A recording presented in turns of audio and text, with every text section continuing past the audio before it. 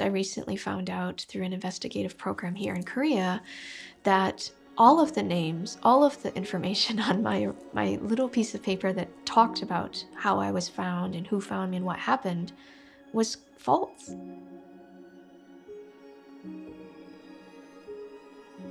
The story that's in my adoption paperwork, which we all found out later is all, fabricated. They have told me that the rest of the records, basically regarding my birth and relinquishment, were lost in a fire. Since talking to many other adoptees, I have found that that is not an uncommon story, that there have been a miraculous number of fires and floods in Korea which have gotten rid of plenty of records regarding people's births and their relinquishments and their adoptions, etc. The paperwork only says so much, and sometimes I think the adoption agency's paperwork is very formulaic, like a lot of us have the same similar story, even though I don't believe our origins are that similar. The circumstances around our adoption can vary so greatly. According to my paperwork, it was just two young people who weren't married, and they weren't ready to raise this child together. But of course, the story I learned from him was that it was far more complicated than that, and that if he had had it his way, he would have raised me. When I started research and investigating my own file, I kept being confronted with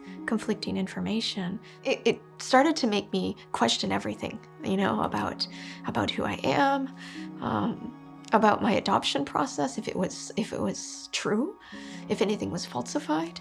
At that time, it was really hard to figure out what was what and figure out what was real, figure out why was I existing, right? And I think that that's a question that you hear from adoptees of all different ages. And so for me, I think at that time it just really hit me hard, because you see that you're reading in a file that you were given up.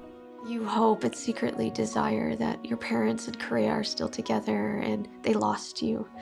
And I now know, of course, that that's not my story. Reality of life is never, always filled with happiness.